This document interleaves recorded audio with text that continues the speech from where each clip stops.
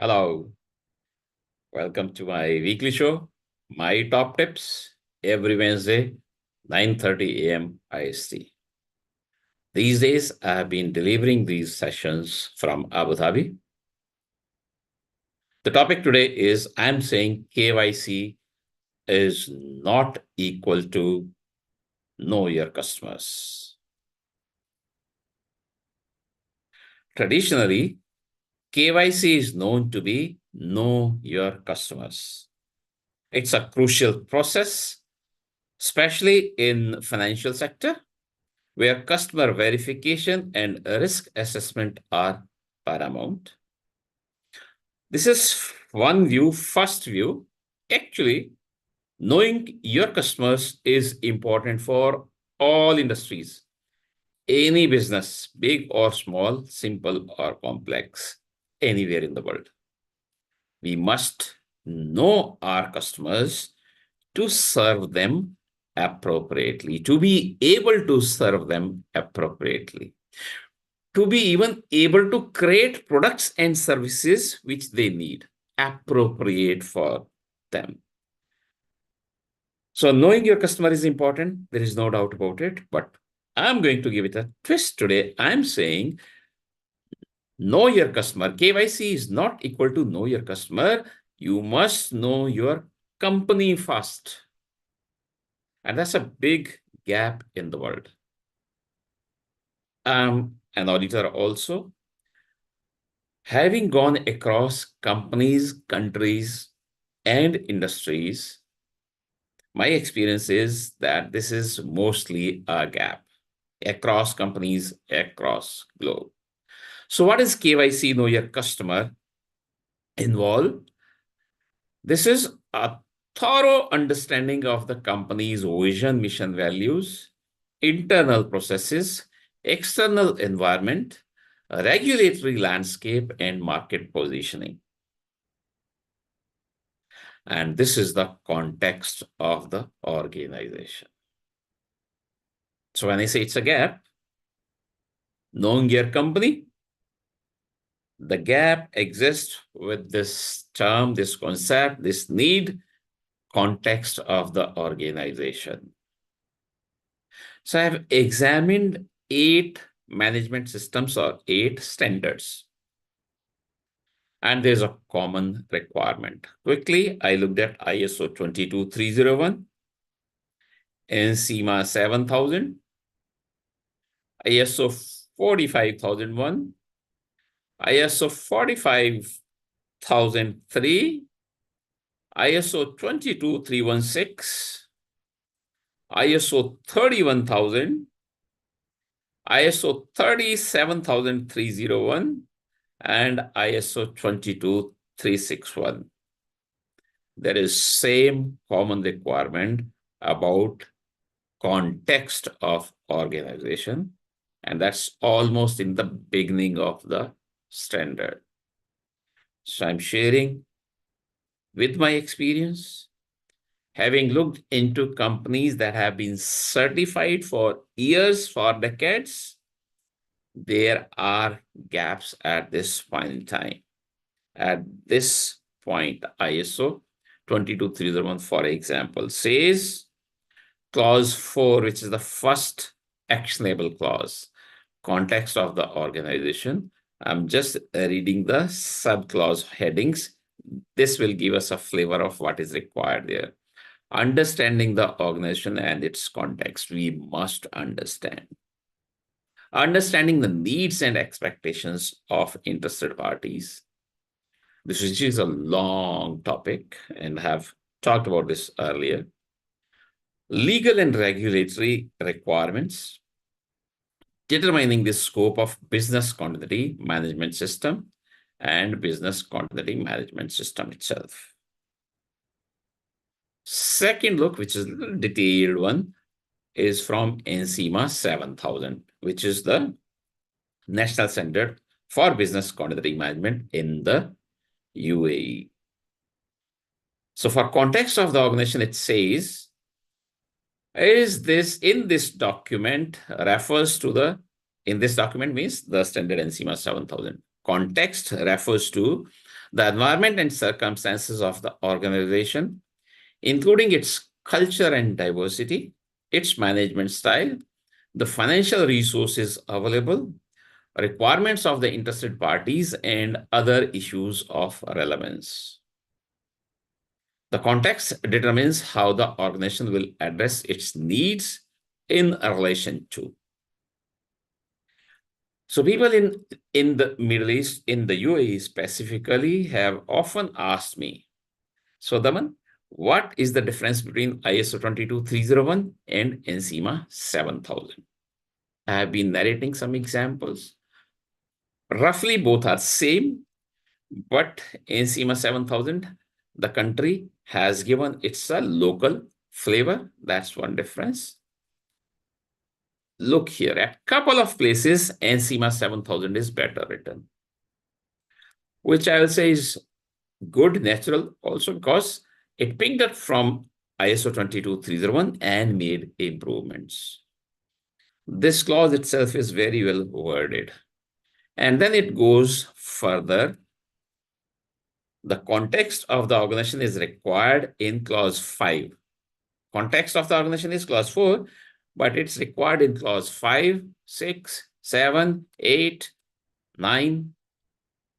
All clauses touch upon context of the organization. So scope, policy, and objectives, management system support, documented information, activities and impact criteria used for analysis of business impact, risk parameters and criteria used for the risk assessment. So I say BIA is the backbone of the BCM. Your BCM will be as good as your BIA. Or if your BIA is good, your BCM will be good. But look here, organizations have not conducted the context of the organization, have not understood, have not developed. So how could we do an effective business impact analysis? ISO 22301 doesn't go that deep. We have to interpret it. But NCMA 7000 is saying it in so many words, black and white. Evaluation and selection of strategies, the design of response structure will also depend upon the context of the organization. Exercising and testing, compliance, and internal audit. It also goes to say the organization shall have a process for determining its context. I have not seen this process anywhere. And if the process is not, then most likely the product also is not, means the context of the organization. And once again, I would like to stress upon this point that when I wear that auditor's hat, then what you tell me from your mind is good, but is not good enough. There has to be an evidence, and evidence is the document. And the document, once again, is acceptable. Once again, absence doesn't make you zero.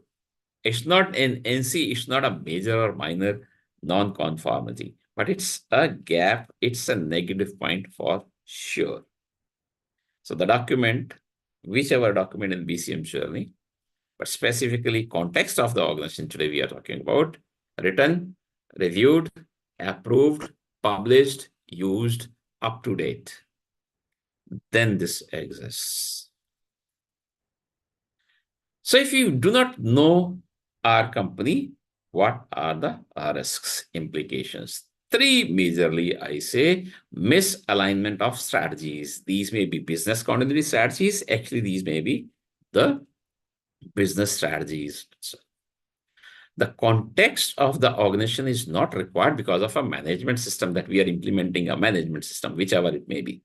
Most likely all organizations start with ISO 9001, the quality management system, and it asks for context of the organization. Not because we are following a standard, we are getting certified to a standard, we are implementing a management system. The moment we think the B business, we need to think of the context of the organization. Second risk impact will be non-compliance to regulatory requirements. So if you say ISO 22301 and SEMA 7000. I listed 6 more, that 8 I examined. I'm sure all management systems will ask for it. So if you're following that, then we will be in non-compliance to this requirement, one particular requirement. And the third, I'm saying ineffective customer engagement. So that KYC, know your customer, will be incomplete, ineffective without knowing your company first. KYC is so important. So how do we do it? What are the steps? And I actually list 12, as many as well. Know your company. Collect company information, please. And that remaining 11 may be just the first one, company information. Vision, mission, and values of the companies, that is also company's information. Our activities and operations. What do we do? How do we do? Market analysis. Our competitors, the scope, the risks in our sectors, regulations in our sectors, our stakeholders or interested parties, what rules, regulations do we need to follow, our internal environment, including the diversity also. Today we talk a lot about diversity. That's one important point. And external environment. Internal environment will include our policies and technology also that we follow.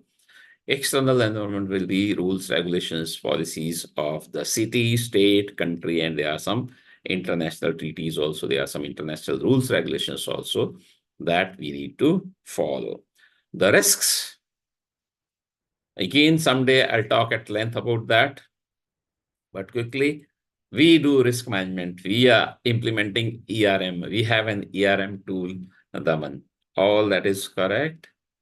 But any management system, but specifically these two on business continuity management, ISO 22301 and SEMA 7000, the requirement is not just knowing your risks, not just managing risks, but an attempt and a result also of converting some of those into opportunities as well.